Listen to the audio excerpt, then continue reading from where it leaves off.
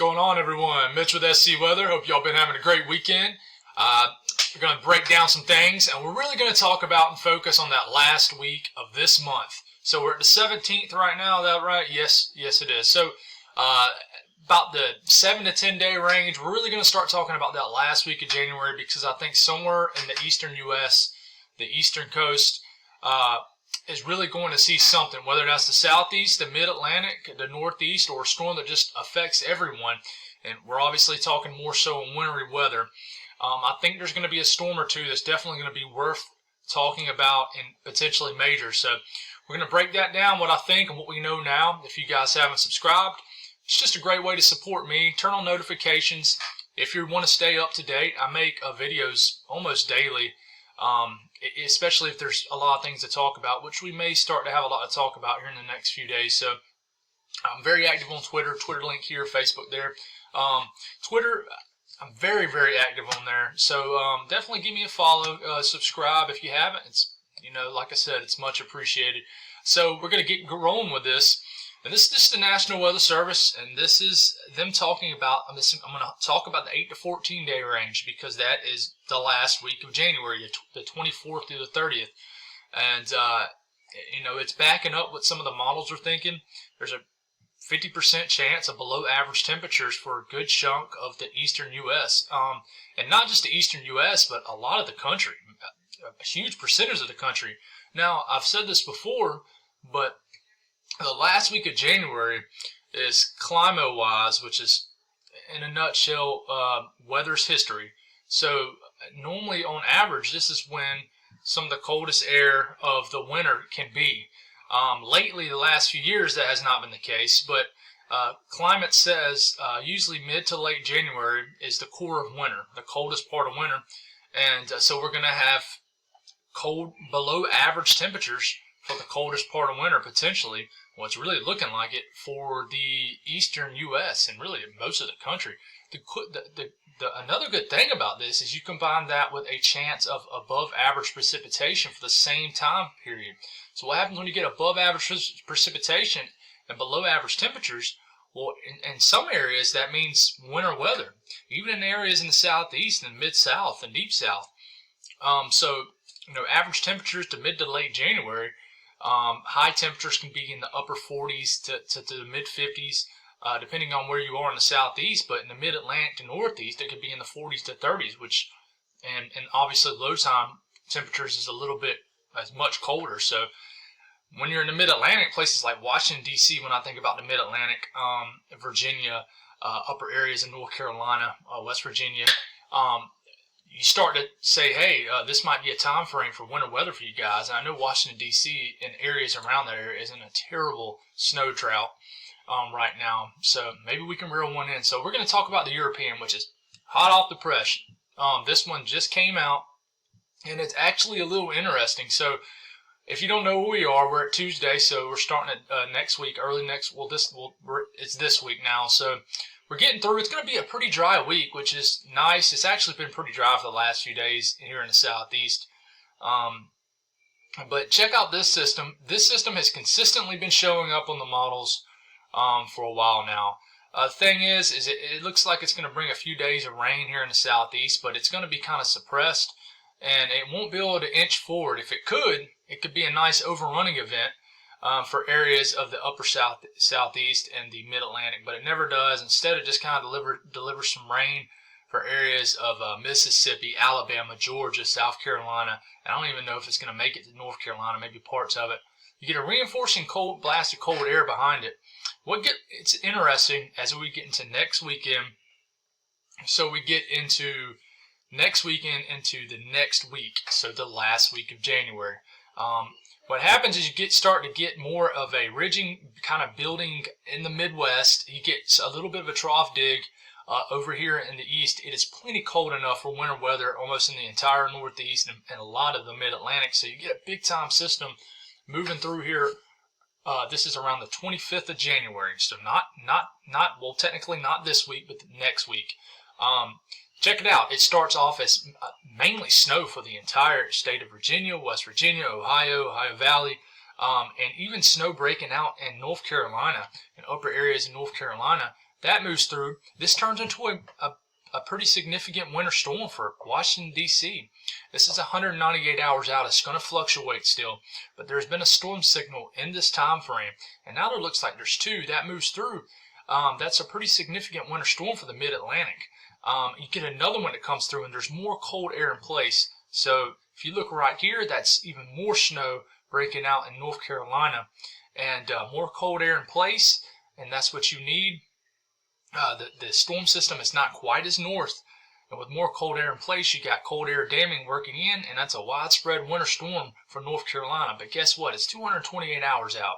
It's not this Wednesday, but it's next Tuesday and Wednesday. Too far out. Going to fluctuate. But guess what? That's a storm signal, and that's what we need.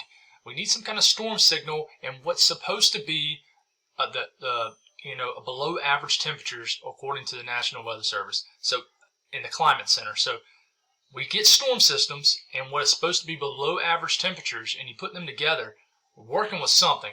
Whether that's a big time storm system in the Northeast, Mid-Atlantic, Southeast, or the entire area.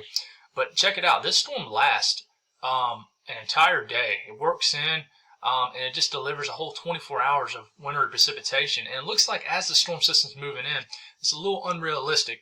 But it's like the cold air gets more and more entrenched, and then you're starting to get an ice storm breaking out in upper areas of South Carolina. So this is a pretty big storm system. This is a time frame to watch. You look right here quickly. This is kind of what it shows for snowfall and winter weather for that system. This is just the operational European model. And check it out. Several inches of wintry precipitation, whether that may be ice, snow, sleet. There's a signal. So, and I wouldn't even call it a signal because we need this storm to continually to show up. But this is more of the Mid-Atlantic. Shows what the operational European model is really depicting here. Washington, D.C., a few inches of snow. I don't even know when the last time y'all just saw a solid inch of snow, so a couple inches would be a big deal for you guys. The Northeast, it doesn't look as pretty as it did yesterday as far as that I-95 corridor, but let me tell you, you're plenty cold enough, so that's not the issue. The issue is getting a storm track that delivers a blow to y'all. So don't be alarmed if you're in Boston, New York City, and you're just drawing blanks here. Look at the snowfall technically occurring off the coast. It's because you got moisture out there. You don't have any right here. It's like you're in a moisture hole. Don't pay too much attention to that. It's just an operational model. This could easily, next European run, be a major winter storm, a nor'easter for you guys like it was yesterday. It's going to flip back and forth. It's really far out. Another thing I want to show y'all is we're getting into this coming week, later this week, where temperatures are going to moderate well above average, especially in the western areas of the Southeast, so more of the Mid-South, the Deep South. You're going to get well above average temperatures, so 60s, maybe 70s here in areas of Texas, Louisiana, Mississippi. It's definitely going to be a quick warm-up, and really looks like that's going to shift over into the Southeast, so South Carolina really could be some more warm. I don't think we're going to get widespread 70s, but I think 60s. I'll tell you what, the January here in the Southeast has not been bad. We haven't been torched, what we call it, where we get well above average temperatures. But this is going to be a couple-day period where we do see above average temperatures. But check it out. You got an area, you got that trough starting to shift to the East Coast. Obviously, these greens, blues, purplish, these are well below average. And if you can see, it's going to be a little hard on the screen to see it, but it has the negative symbol next to a number. That's below average temperatures for that time frame. So we're getting into the weekend, next weekend, and below average temperatures are starting to shift. Now, notice you don't see huge negative criteria numbers here in the Northeast, but this is the core of winter for the Northeast. So you could have 5 degrees above average for the Northeast for any given area, especially interior Northeast, and that's still plenty enough cold for you guys for this time of the year. But you really need some negative numbers. You need some well below average areas in the Southeast to really get winter weather. So this is a good look, and it moves through. There's an area well below average temperatures, but then it warms back up, and then right at the end of the European, it reflects that winter storm. And look how it's kind of digging right here. That tells me there's a cold air damming setting up. And you don't get cold air damming in Mississippi. Sometimes in a really strong cold air damming, you get it in Northeast Alabama. And very, very rarely it can dip down all the way to Birmingham, but you need something serious, a serious cold air damming event for that to happen.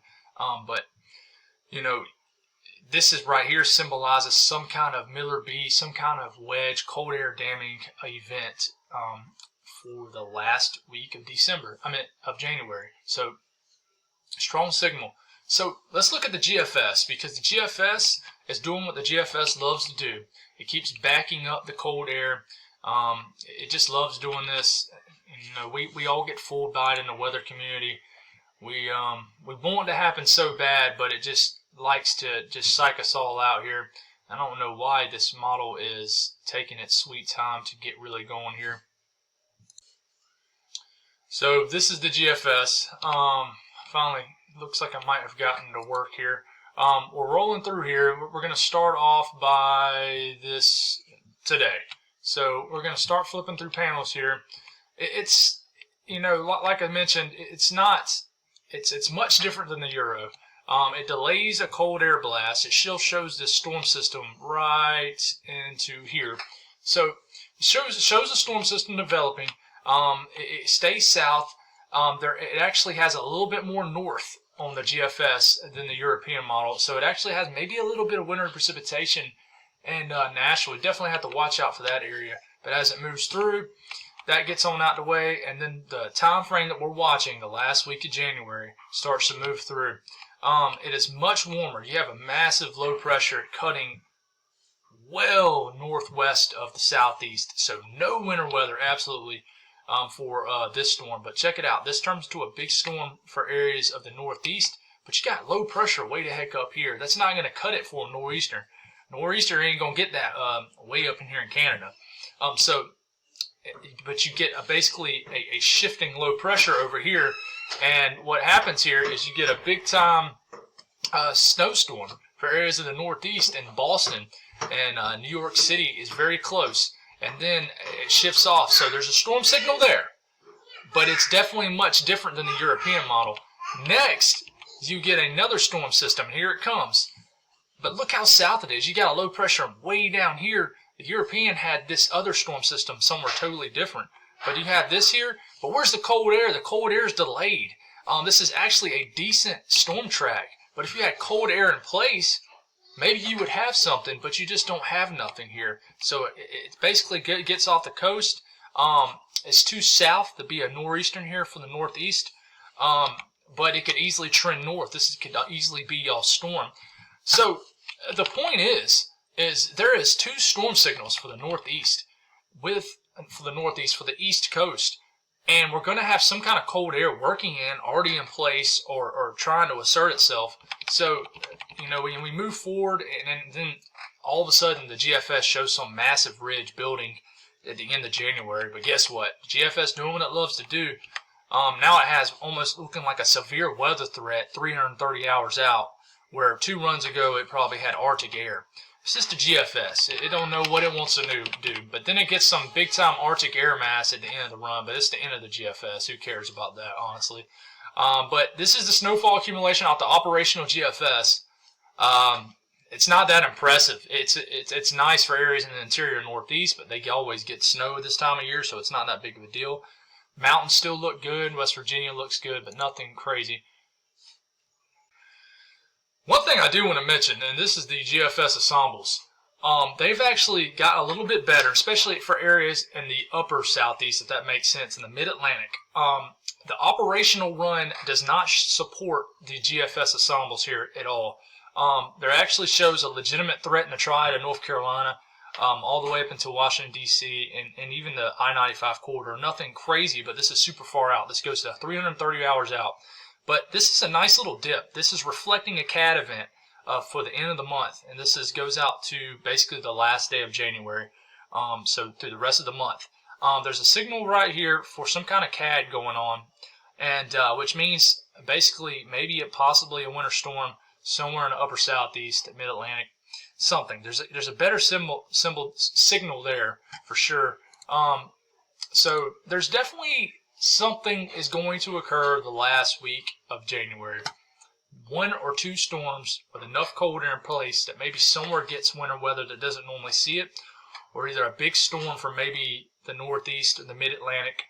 And I'm talking about you, Washington, D.C. You're an area that hardly ever sees snow anymore. So maybe this is going to be the way the jet stream is going to set up. It may favor for you guys for some kind of winter storm. We're going to watch, but that's all I got. Hope you all have a great evening, and I'll have y'all another update tomorrow.